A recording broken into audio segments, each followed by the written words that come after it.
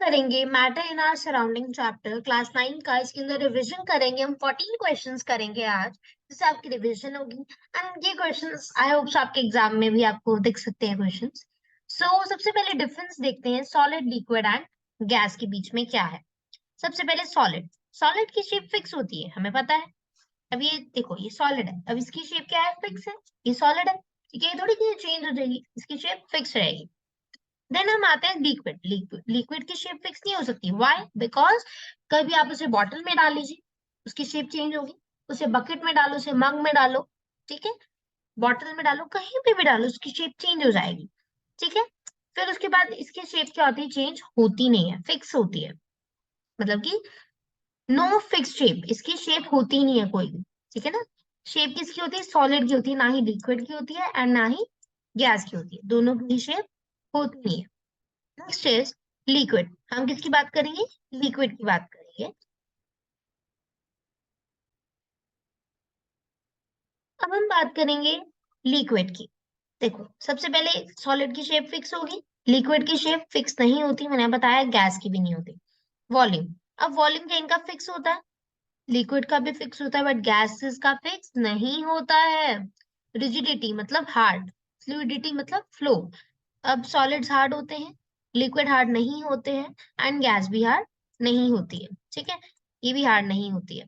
फिर उसके बाद सॉलिड थोड़ी फ्लो कर सकते हैं, लिक्विड फ्लो कर सकती है, बट सॉलिड फ्लो नहीं कर सकता, ठीक है, गैस भी कर सकती है। Then intermolecular force. अब इनके बीच की जो फोर्स ऑफ अट्रैक्शन है, ये मान लो सॉलिड है, अब सॉलिड की जो पार्टिकल्स हैं, इनके बीच की जो फोर्स है वो ज्यादा है, ठीक है, तो ये लिखा हुआ है इनकी इंटरमॉलिक्यूलर फोर्स क्या है? मैक्सिमम है। अब लिक्विड के अंदर थोड़े दूर दूर होते हैं पार्टिकल्स, तो इनमें इंटरमॉलिक्यूलर फोर्स क्या है? वीक है, मतलब थोड़ी सी कम है सॉलिड के कंपैरेटिवली।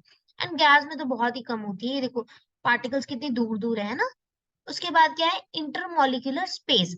अब इनके पार्टिकल्स के बीच में जो स्पेस है, इसमें तो है ही नहीं स्पेस, है ना, तो यहाँ पे तो वेरी लेस कहेंगे, इंटरमॉलिक्यूलर स्पेस क्या है? बहुत कम है। अब यहाँ पे क्या होता है? यहाँ पे थोड़ी सी लिक्विड्स में ज्यादा होती है एंड गैस में तो बहुत ही ज्यादा होती है स्पेस, है ना, तो वही करना है। सॉलिड्स में बहुत कम, मतलब ना के बराबर ही होती है, सॉलिड्स में ज्यादा होती है एंड गैसेस में तो बहुत ही ज्यादा होती है, ठीक है, समझ आ रही है? आगे कंप्रेसिबिलिटी। सॉलिड्स को कंप्रेस नहीं कर सकते, अब आप इसे कंप्रेस नहीं कर सकते, इसकी शेप नहीं चेंज कर सकते, बट लिक्विड, लिक्विड को हम कंप्रेस कर सकते हैं, गैसेस को भी कंप्रेस कर सकते हैं, ठीक है। अब हम नेक्स्ट करते हैं हम, मैंने सॉलिड मेल्ट, जब सॉलिड मेल्ट होता है तो उसका टेम्परेचर सेम क्यों रहता है? Why? What is the reason behind this? ये होता है, इसका एक रीजन है लेटेंट हीट ऑफ फ्यूजन के कारण, ठीक है। इसका मतलब क्या है? जब सॉलिड को हम लिक्विड में चेंज करते हैं, ठीक है, the amount of heat energy, जो अमाउंट ऑफ हीट एनर्जी उसे चाहिए होती है सॉलिड को लिक्विड में चेंज होने के लिए, ठीक है, at atmospheric pressure at its melting point, उसे हम लेटेंट हीट ऑफ फ्यूजन कहते हैं, ठीक है, समझ आ रही है? तब क्या होता है? टेम्परेचर कांस्टेंट रहता है जब सॉलिड को हम लिक्विड में चेंज कर रहे होते हैं, ठीक है। अब लेटेंट हीट ऑफ वेपराइजेशन क्या होता है? वेपराइजेशन की, जब हम लिक्विड को वेपर में चेंज कर रहे होते हैं बिना उसका टेम्परेचर चेंज किए, ठीक है, और इधर भी यही चीज होती है। इसमें क्या होता है? जब सॉलिड मेल्ट हो रहा होता है लिक्विड में, तब टेम्परेचर सेम रहता है, ठीक है। बट देखो ना, सॉलिड जैसे कि अब कभी उसका टेम्परेचर 10 डिग्री, 15 डिग्री, 20 डिग्री, फिर 80, 90 ऐसे, मतलब कि होगा, ठीक है, 100 तक ऐसे इंक्रीज होता रहेगा। बट जैसे ही उसका चेंज आ जाएगा सॉलिड का लिक्विड बनने, अब सॉलिड जो है लिक्विड बनने के लिए तैयार हो जाएगा, ठीक है, तब क्या होगा? तब उसका टेम्परेचर कांस्टेंट रहेगा 100 के बाद, ठीक है ना। मान लो 100 डिग्री तक पहले टेम्परेचर सॉलिड का 50 था, फिर 60 हुआ, फिर 90 हुआ, फिर 100 हुआ। बट अब क्या हुआ? अब उसका पॉइंट आ गया, जो सॉलिड है वो लिक्विड में चेंज हो जाए। तो जब चीज सॉलिड से लिक्विड में चेंज होती है, तब वो जो टेम्परेचर है वो कांस्टेंट रहता है। तो अब उसका जो टेम्परेचर है वो 100 है, तो 100 ही रहेगा। उसी टेम्परेचर के ऊपर वो क्या होगा? चेंज होगा, सॉलिड से लिक्विड बनेगा, समझ आ रही है? सॉलिड से जब लिक्विड बनता है तब टेम्परेचर चेंज नहीं होता है। और नेक्स्ट जो थर्ड क्वेश्चन है उसके अंदर, लिक्विड से जब वेपर में चेंज हो रहा है, जब लिक्विड से वेपर में चेंज हो रहा है तब क्या हो रहा है? तब भी टेम्परेचर चेंज नहीं होगा, इसे ही चेंज नहीं होगा, इसे ही हम लेटेंट हीट ऑफ वेपराइजेशन कहते हैं। ठीक है, नेक्स्ट हम बात करते हैं बॉइलिंग पॉइंट एंड किसकी बात करेंगे, मेल्टिंग पॉइंट। अब बॉइलिंग पॉइंट क्या होता है, बॉइलिंग पॉइंट में क्या होता है, जब लिक्विड जो है हमारा, ठीक है ना, the temperature at which liquid start boiling, जब लिक्विड स्टार्ट होता है बॉइलिंग होना, उसे हम बॉइलिंग पॉइंट कहते हैं। एंड मेल्टिंग पॉइंट में क्या होता है, जब मेल्ट होना शुरू होता है, ये देखो द मिनिमम टेम्परेचर, जब सॉलिड जो है वो क्या होता है, मेल्ट होना शुरू होता है लिक्विड में, तो उसे मेल्टिंग पॉइंट कहते हैं, जिस पॉइंट पर होता है।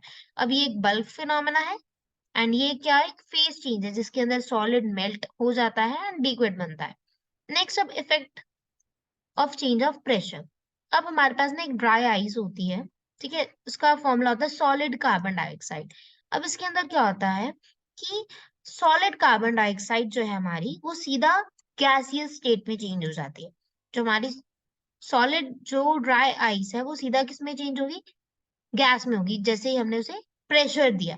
ये हमने पिस्टन चला रहे हैं, इसके ऊपर सिलेंडर पुश कर रहे हैं, ठीक है, तो पिस्टन और सिलेंडर से पुश किया हमने, तो वो किसमें चेंज होगी, हमारी गैसियस स्टेट में हमारी चेंज होगी। इसे हम क्या कहते हैं, इसे ही हम कहते हैं effect of change of pressure. Pressure से हमने क्या किया, हमने सॉलिड कार्बन डाइऑक्साइड को गैसियस में चेंज कर दिया। समझ आ रही, बिना उसे लिक्विड में चेंज किए।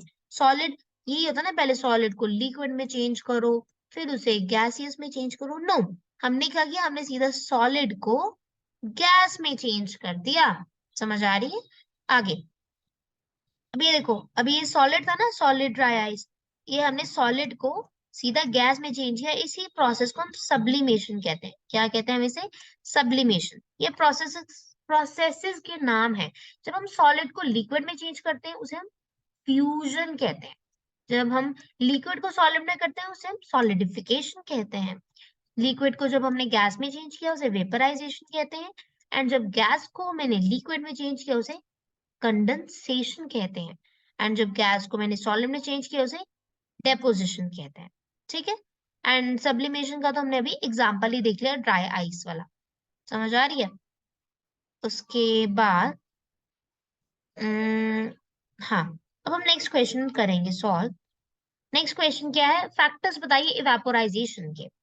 अब इवेपोराइजेशन में अगर सरफेस एरिया ज्यादा होगा तो इवेपोरेशन भी ज्यादा होगा। फॉर एग्जाम्पल, हम कपड़े सूखने के लिए डालते हैं, तो अब हम खिलार खिलार के डालते हैं ना, ये नहीं गुच्छू गुच्छू करके डालते हैं, नो, हम खिलार के डालते हैं कपड़े, ताकि उनका सरफेस एरिया बढ़े और वो जल्दी कपड़े सूखे, मतलब इवेपोरेशन ज्यादा हो। यही चीज हम चाहते हैं, तो यही होता है। नेक्स्ट पॉइंट क्या है, अगर हम टेम्परेचर बढ़ाते हैं, ठीक है, तो क्या होगा, कपड़े जल्दी सूखेंगे। मतलब अगर धूप ज्यादा होगी, टेम्परेचर ज्यादा होगा, तो क्या होगा, कपड़े जल्दी सूखेंगे। एग्जाम्पल के रूप से समझो, ठीक है। अगर एयर के अंदर, थर्ड पॉइंट है, अगर एयर के अंदर पहले से ही पानी होगा, तब एयर और पानी लेना क्यों चाहेगी, तो तब इवेपोरेशन क्या होगा, घट जाएगी, डिक्रीज हो जाएगी।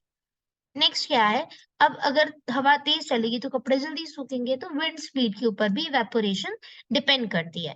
नेक्स्ट है, why does a desert cooler cool better on a hot dry day. जब गर्मी ज्यादा होती है तो कूलर ज्यादा कूलिंग क्यों करता है, ऐसा क्यों होता है, क्योंकि जो कूलर की जो दीवारें आप कह सकते हैं, वॉल्स जो है कूलर की, वाटर मतलब लगातार डलता रहता है, हम पंप चलाते हैं, राइट। तो क्या होता है, ये वाटर इवेपोरेट होता है। ये क्या होता है, वाटर इवेपोरेट होता है, और ये क्या करता है, कूलिंग देता है, और इसलिए जो हमारा कूलर है वो ठंडा हमें हवा देता है। नेक्स्ट है जो मटका है, मटके अर्दन पॉट जो है हमारा, वो मतलब हमें पानी ठंडा क्यों देता है, ऐसा क्या होता है। ऐसा इसलिए होता है क्योंकि उसके अंदर छोटे छोटे छोटे पोर्स होते हैं। मटके के अंदर पोर्स होने के कारण क्या होता है, इवेपोरेशन होती है, एंड यही हमें कूलिंग इफेक्ट देता है, इसे हम इवेपोरेशन कहते हैं। ठीक है, नेक्स्ट इज जब हम मतलब सैनिटाइजर लगाते हैं। ये देखो नेक्स्ट क्वेश्चन है, why does a palm feel cold when we put some acetone और पेट्रोल और परफ्यूम ऑन इट। जब हम हाथ पे, मान लो हमने सैनिटाइजर लगाया, तो हम ठंडा फील क्यों करते हैं। जैसे मैंने सैनिटाइजर लगाया, उसे ऐसे ऐसे किया, and हम ठंडा कूलिंग इफेक्ट फील करते हैं। ऐसा क्यों होता है, क्योंकि इवेपोरेशन होती है। ठीक है, क्या होती है, ये देखो, evaporation causes cooling effect.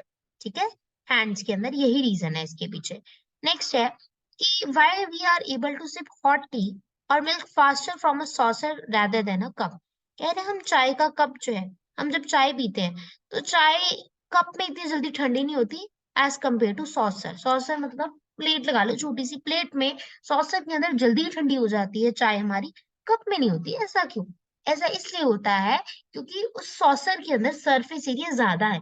Saucer के अंदर सरफेस एरिया जो है ज्यादा है, कप के अंदर कम है, इसलिए ऐसा होता है। ठीक है, ये देखो सरफेस एरिया हमारा मेन पॉइंट है, आपको सरफेस एरिया लिखना है। ये जो क्वेश्चन है एनसीईआरटी के क्वेश्चन है, ये इंपॉर्टेंट है, एग्जाम में पूछे जा सकते हैं आपके। ठीक है, व्हाट टाइप ऑफ क्लोथ्स हमें समर में पहनने चाहिए? हमें कॉटन के क्लोथ्स पहनने चाहिए। क्यों? क्योंकि वो स्वेट को, पसीने को एब्जॉर्ब कर लेते हैं, इवेपोरेट करते हैं, जिससे हमें कूलिंग इफेक्ट मिलता है। ठीक है, इसलिए हम गर्मियों में कौन से कपड़े डालते हैं? कॉटन के कपड़े डालते हैं। Next is naphthalene.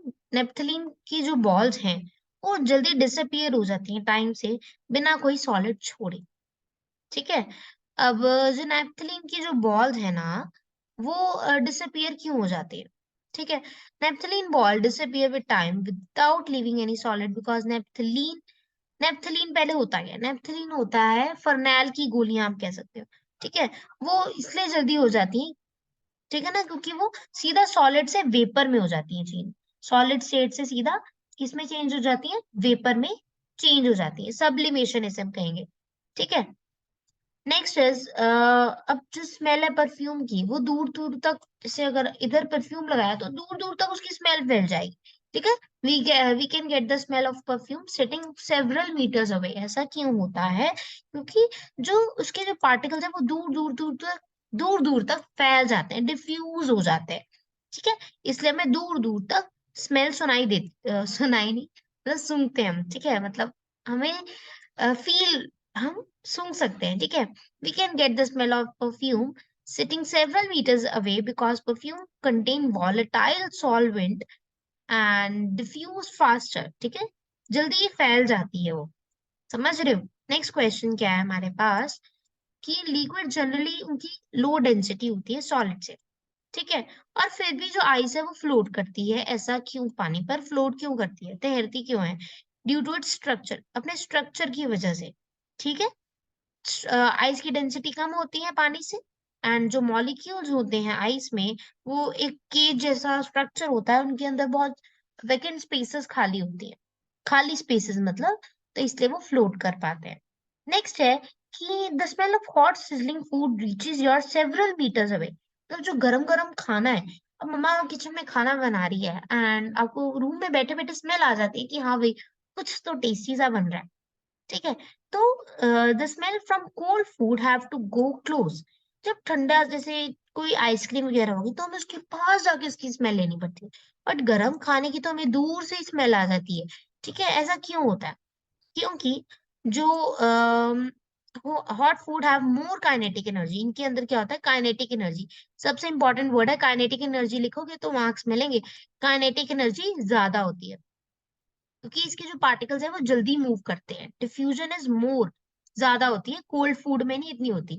इसलिए जब आइसक्रीम वगैरह ठंडी चीजें होगी वो इतनी हमें स्मेल नहीं सूंघती जितनी हमें गर्म फूड में, जैसे मैगी बनी है तो मैगी की स्मेल हमें दूर दूर तक आ जाती है ना, दूसरे रूम में बैठे तब भी हमें स्मेल फील हो जाती है। ऐसा क्यों होता है? रीजन ये है कि जो स्मेल है वो डिफ्यूजन ज्यादा होता है, बहुत जल्दी फैल जाती है, एंड काइनेटिक एनर्जी होती है, इनके जो पार्टिकल्स हैं वो मूव करते हैं। तो यही हमारे 14 क्वेश्चंस हैं, and thank you so much for watching this video. Thank you. Okay, तो ये चैप्टर हमारा फिनिश हो गया रिवीजन में। ये सभी इंपॉर्टेंट क्वेश्चंस हैं हमारे, तो इनको रिवाइज करना दोबारा। ठीक है, ओके, थैंक यू।